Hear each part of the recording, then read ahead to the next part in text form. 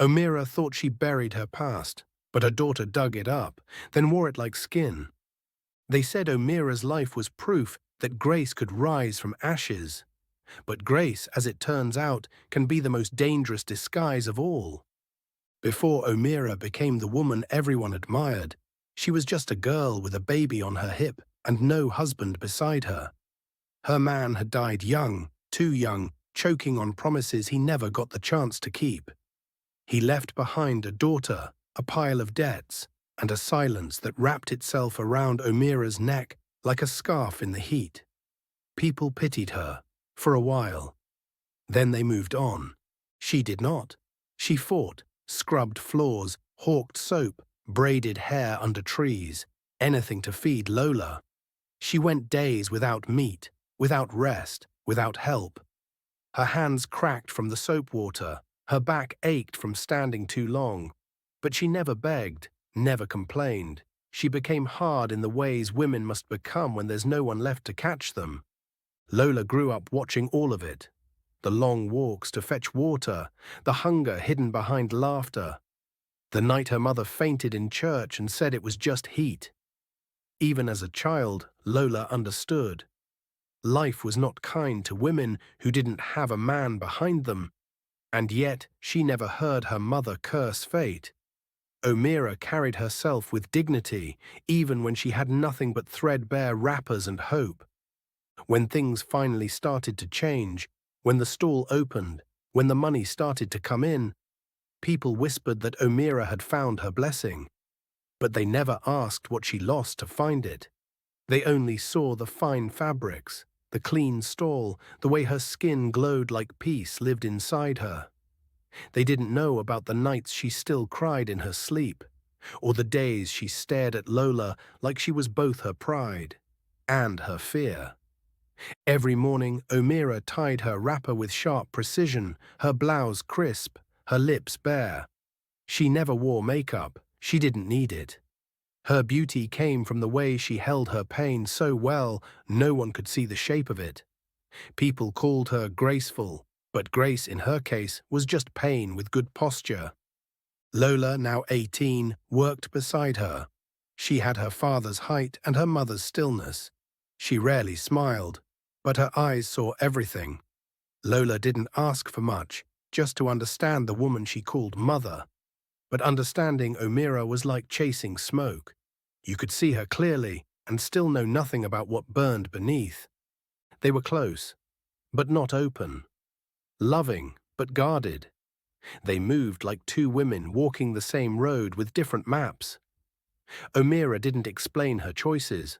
Lola didn't ask. And in that gap, something dangerous began to grow. On the third Thursday of every month, Omira left before dawn. She said it was to visit a cousin. She returned at night, tired but composed.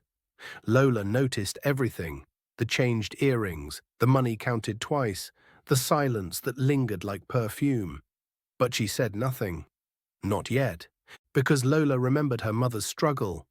She remembered hunger, fear, shame, and somewhere deep inside her, she believed her mother had earned the right to do whatever she needed to survive. She just didn't know. She'd one day believe the same about herself. The more Lola watched her mother, the less she recognized the woman she thought she knew. But while she was watching, Omira was unraveling. The bus to Otuto pulled off the main road just after sunrise. Inside it, Omira sat quietly, the morning light spilling across her lap. She wore a sleek, tight-fitting black blouse with a deep neckline, far lower than anything she'd ever wear in a Maudo, paired with a short, wine-red skirt that hugged her hips and left more thigh than tradition allowed. Her feet balanced on slim black heels, and gold hoop earrings brushed her neck as the bus rattled.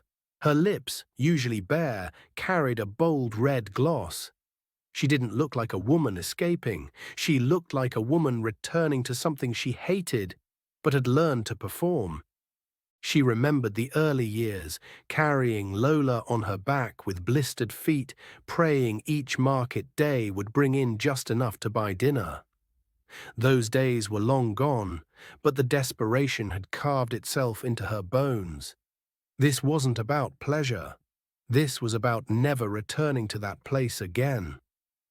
Back in Amaudo, Lola stood at the market stall, folding fabrics with more aggression than care. Her mother had left before dawn, just like always. But this time, Lola wasn't satisfied with waiting. There had been too many signs, too many Thursday mornings that didn't add up. She noticed the missing necklace. She noticed an empty space in the back of the drawer where something had been tucked just days before. A tight black blouse, low cut and clearly hidden, now gone.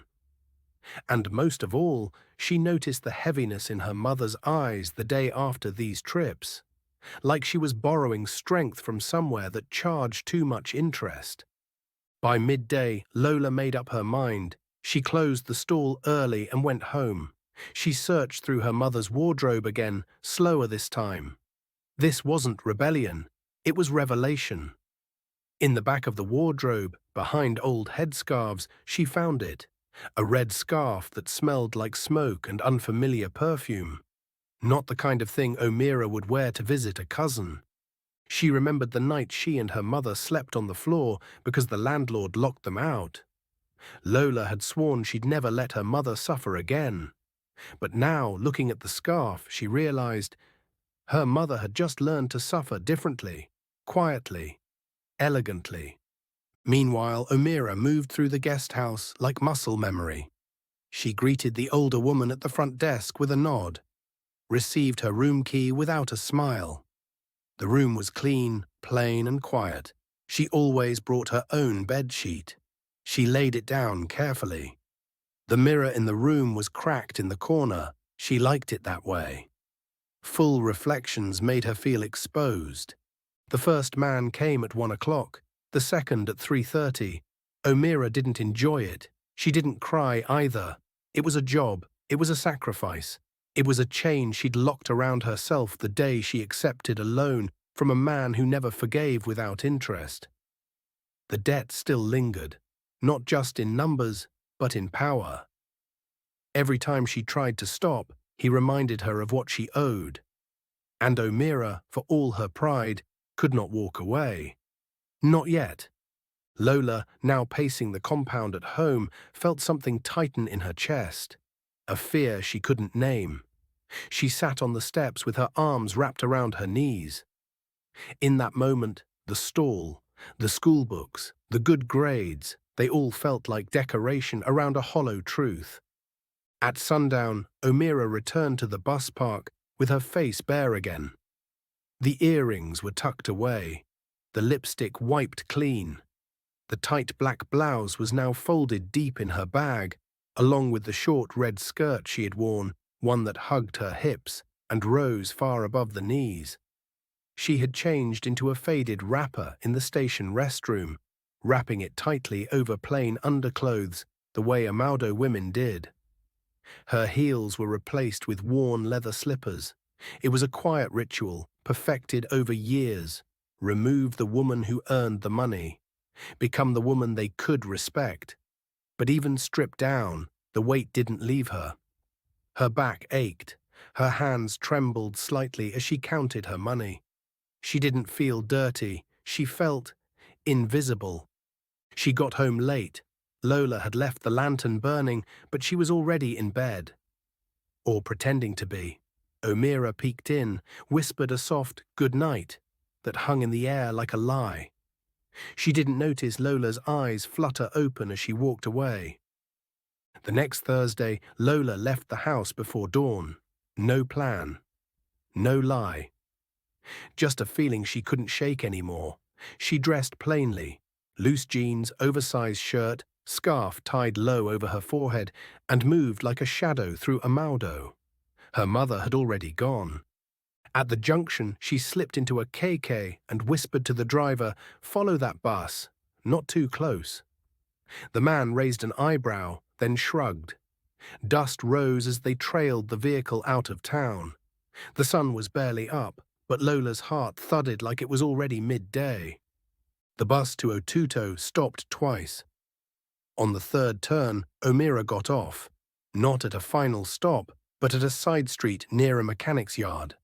Lola watched from the KK as her mother disappeared into a row of public toilet stalls with a small bag tucked under her arm.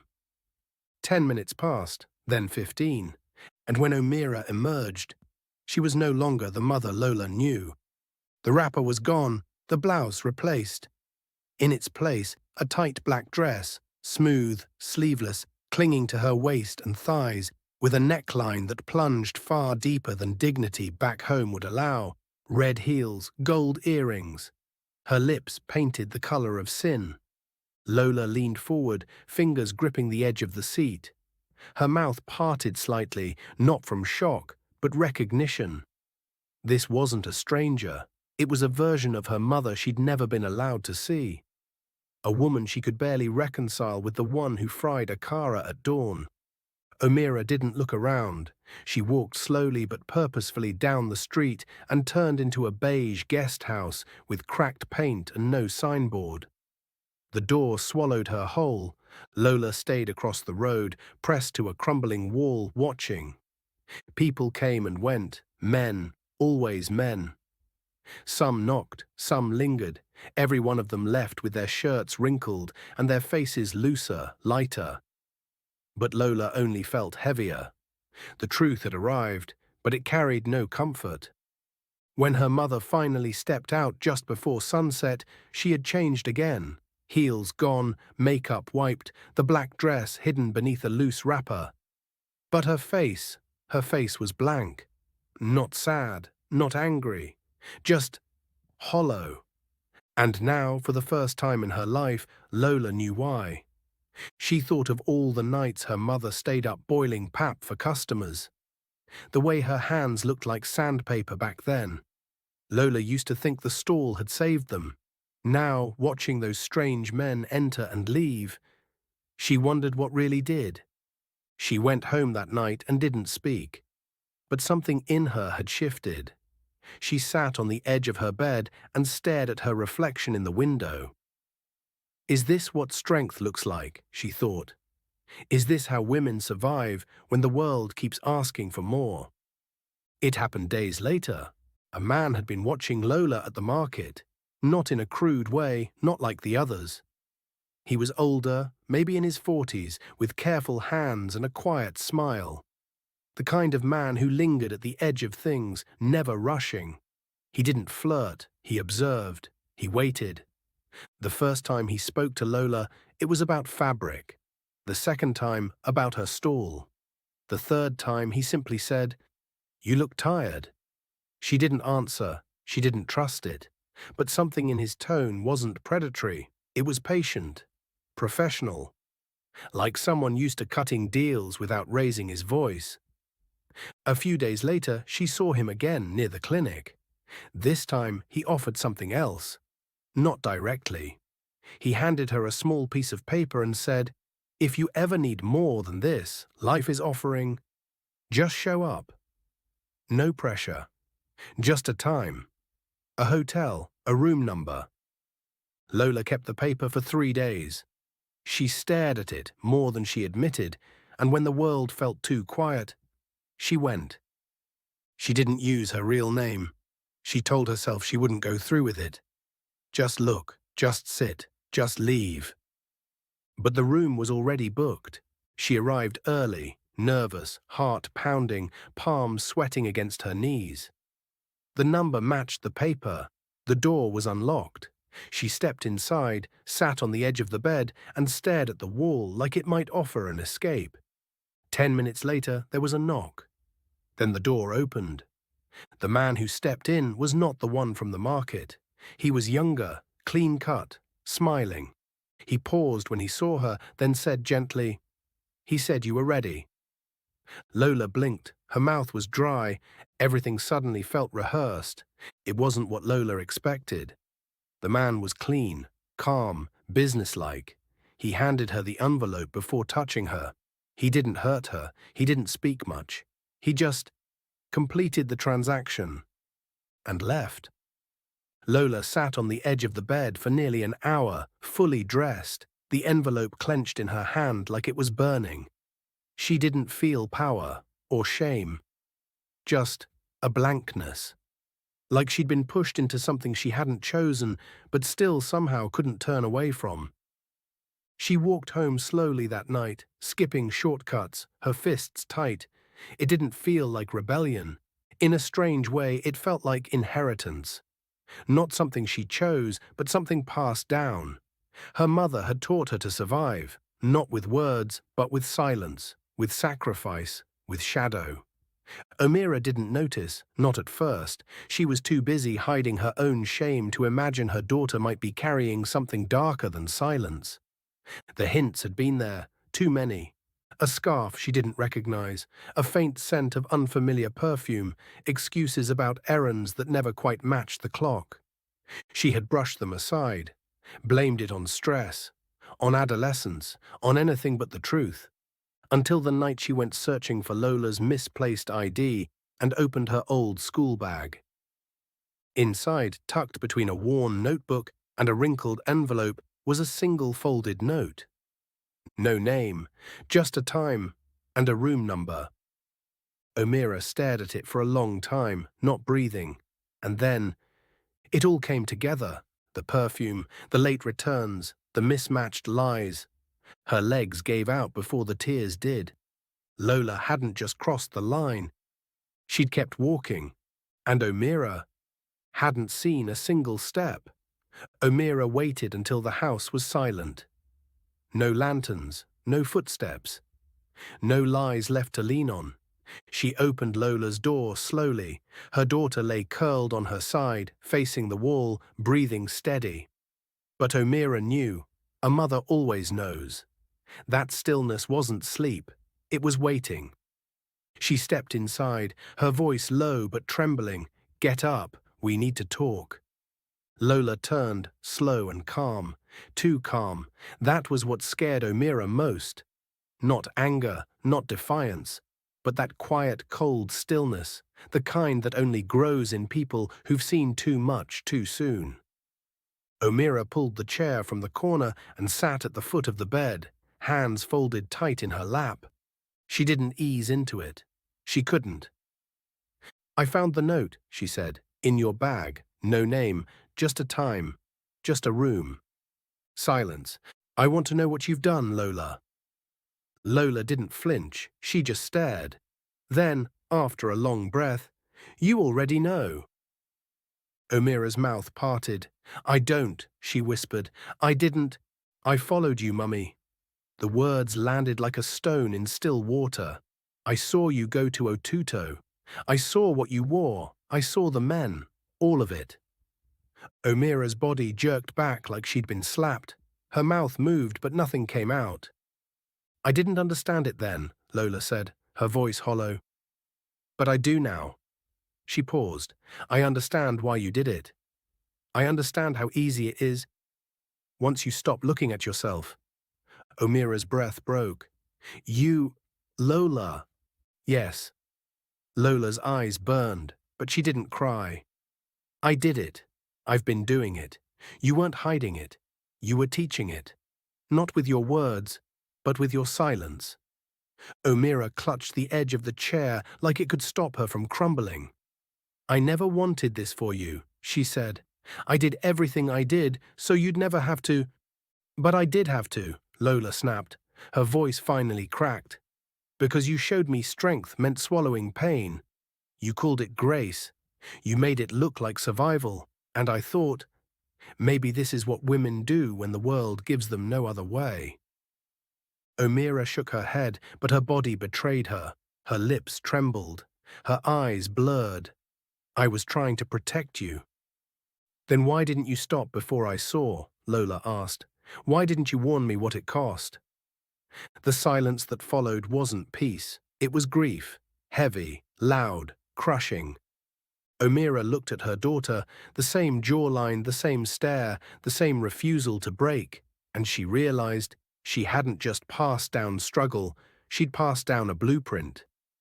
That night they didn't sleep. Omira sat at the kitchen table, staring at her hands. Lola lay awake, facing the ceiling, wrapped in a blanket that didn't warm her. And somewhere in the space between them, a wound deepened, one stitched with secrets, one inherited by blood. Omira rose before dawn. She didn't open the stall. She didn't wake Lola. She didn't tie her wrapper with care or press her blouse. For the first time in years, she looked at her reflection and saw a woman unprepared. For performance, for perfection, for pretense. And still, she walked out. Otuto was quiet when she arrived. She passed the guest house without looking up. The ground felt unfamiliar beneath her feet, though she had walked this road many times. This time she wasn't performing. She wasn't pretending.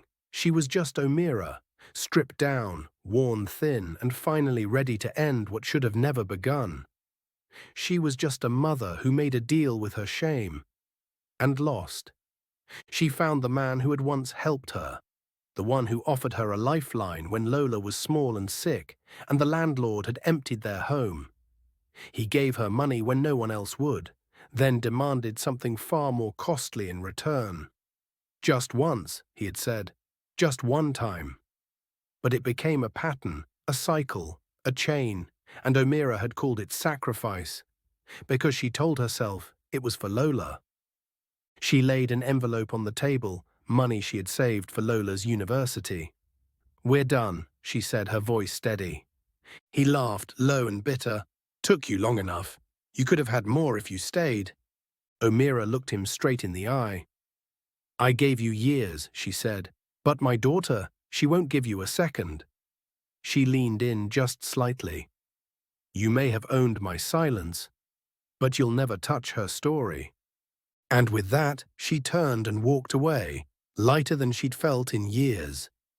The shame was still hers. But now, so was the choice to end it. Back in Amaudo, Lola waited. The day stretched thin with silence. She didn't open the stall either. She sat on the steps with her chin in her hands, unsure of what she was hoping for.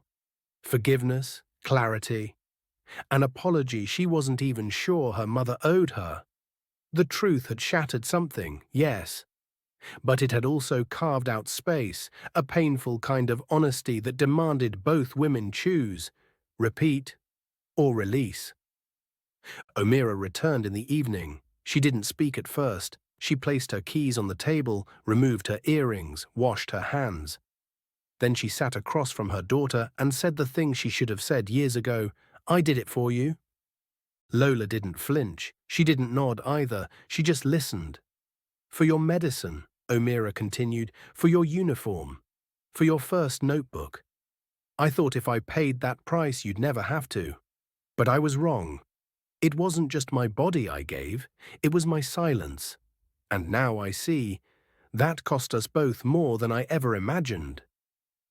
Lola looked at her, not with anger, but with the weariness of someone older than her years.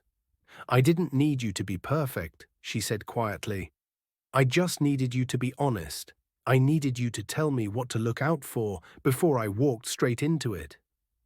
That night, Omira burned the red scarf. She emptied the drawer of its secrets, lipsticks, old perfumes, receipts from places she never spoke of. She let Lola see it all, not to punish her, but to tell the story fully, without shame's edits. It wasn't beautiful. It wasn't noble. But it was true. Weeks passed. The market stall reopened. Omira returned, quieter, humbler. Lola stayed close but distant, still watching, still deciding. She didn't return to that man. She didn't pick up the path her mother had walked. But the temptation lingered, because knowing the truth doesn't always erase its grip. One day, Lola stood in front of the same mirror where her mother once stared. She saw herself, young, uncertain, beautiful. But now she also saw the danger of inherited silence. She picked up her earrings, her books, and turned away from the reflection. And that is how the curse broke. Not with tears, but with choice. I hope this story reminds you that silence is not protection. It's inheritance. We don't just pass down our stories with words, we pass them down with glances, with locked drawers, with the things we never explain but always repeat. Omira thought she was saving her daughter from poverty. And in many ways she did. But the price she paid wasn't just in sweat and skin. It was in silence. She never told Lola the cost of her survival, so Lola copied the shape of it, without knowing where it led. So let this be a warning. If your daughter is watching, and she is, ask yourself, what is she learning from your silence? From your shame? From the way you hide your pain and call it strength? You cannot whisper your wounds and expect your children to scream healing. If you don't speak your story, it may repeat itself. Not in the same way, but in the same shadow, in the same hollow ache you once felt and never named. To every woman listening, if you are doing something you would beg your child never to become, then stop. Not because you're a bad mother, but because they deserve to inherit your wisdom, not your wounds. Remember this, the quiet choices you make today can echo louder than any blessing tomorrow. Don't let your silence become your daughter's story. Speak now, or watch her carry what you never put down.